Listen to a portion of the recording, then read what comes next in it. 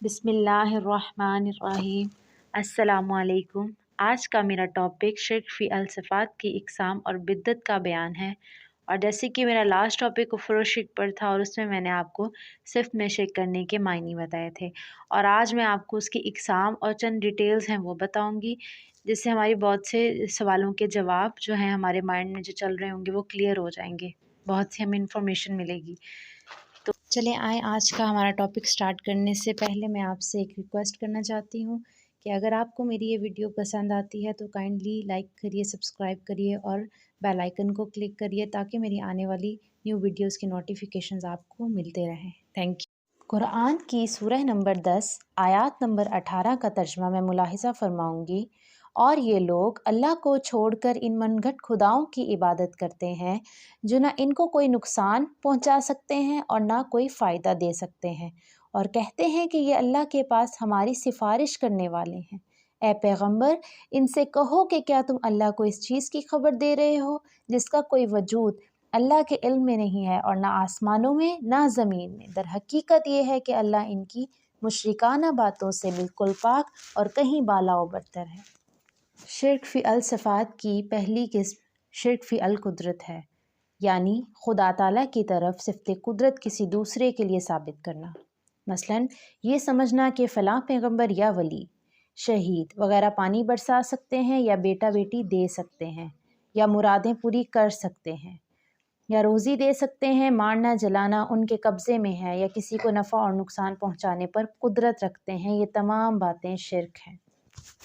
جیسے کہ مسلمان ہونے کے ناطے ہم سب کو پتہ ہے، ہم سب جانتے ہیں کہ ہمارے اللہ کے ساتھ کیا عقیدے، کہ اللہ ایک ہیں، اللہ واحد ہیں، وہی عبادت اور بندگی کے لائق ہیں، ان کے سوا کوئی اور عبادت یا بندگی کے لائق نہیں۔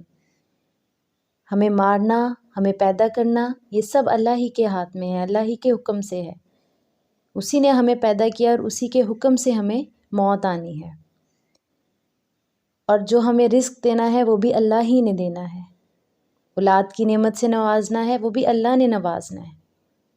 یہ جو ساری کائنات ہے، یہ ساری مخلوق ہے، یہ سارا نظام ہے، یہ اللہ ہی کے حکم سے ہے، اللہ سب پر قادر ہے۔ یہ گمان کر لینا کہ فلاں پیغمبر یا فلاں ولی یہ سب کچھ کر سکتا ہے، یہ سب کچھ دے سکتا ہے، تو یہ سب گمان کرنا شرک میں آتا ہے، جو کہ بہت بڑا گناہ ہے، اور ہمیں چاہیے کہ ہم ان سب باتوں سے بچیں۔ رسول اللہ صلی اللہ علیہ وآلہ وسلم نے فرمایا، اگر تم کو ٹکڑے ٹکڑے کر دیا جائے پھر بھی شرک نہ کرنا۔ شرک فی الصفات کی دوسری قسم ہے شرک فی العلم، یعنی خدا تعالیٰ کی طرح کسی دوسرے کے لیے صرف علم ثابت کرنا۔ مثلاً یوں سمجھنا کہ خدا تعالیٰ کی طرح فلاں پیغمبر یا ولی وغیرہ غیب کا علم رکھتے تھے، یا خدا کی طرح ذرہ ذرہ کا انہیں علم ہے، یا ہمارے تمام حالات سے واقف ہیں، یا دور و نزدیک کی چیزوں کی خبر رکھتے ہیں۔ یہ سب شرک فی العلم ہے۔ سورۃ نحل کی آیات ہیں جن کا میں آپ کو ترجمہ سناؤں گی۔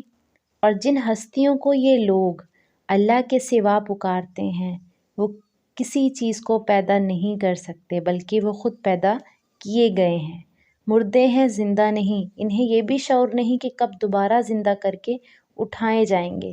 تمہارا معبود ایک ہی ہے، پس جو لوگ آخرت پر ایمان نہیں رکھتے ان کے دل منکر ہیں اور وہ تکبر کرنے والے ہیں۔ شرک فی الصفات کی تیسری قسم شرک فی السمیع و البصر، یعنی خدا تعالیٰ کی صفت سمیع یا بصر میں کسی دوسرے کو شریک کرنا۔ مثلاً یہ اعتقاد رکھنا کہ فلاں پیغمبر یا ولی ہماری تمام باتوں کو دور و نزدیک سے سن لیتے ہیں، یا ہمارے کاموں کو دور سے دیکھ لیتے ہیں، یہ سب شرک ہے۔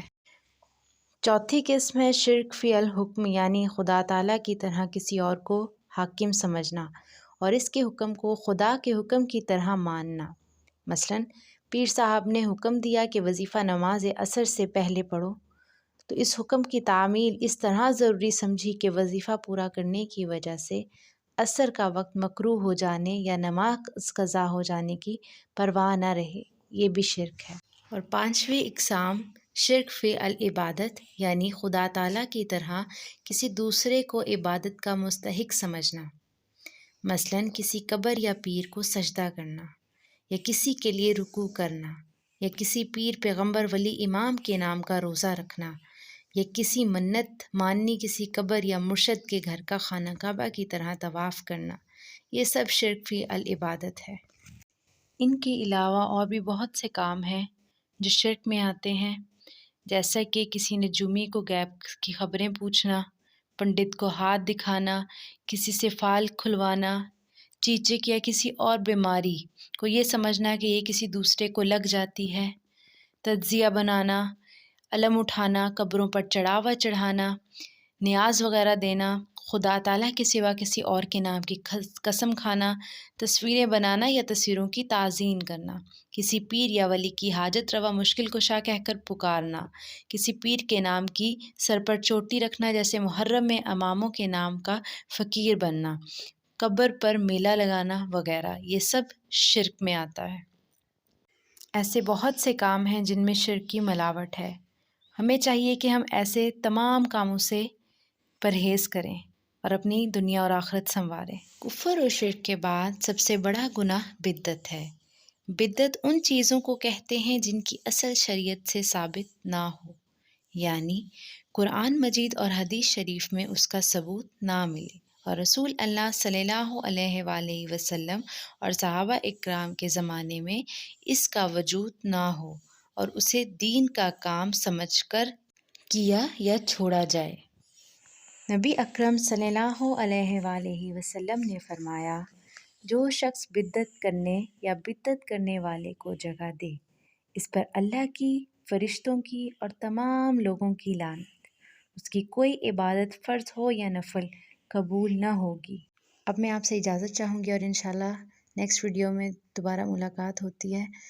اور اگین اگر آپ کو میری یہ ویڈیو پسند آتی ہے تو کائنڈلی اس کو لائک کریے گا، سبسکرائب کریے گا اور شیئر کیجیے گا اور بیل آئیکن کو پریس کریے گا تاکہ میری آنے والی نیو ویڈیوز کی نوٹیفیکیشنز آپ کو ملتی رہیں۔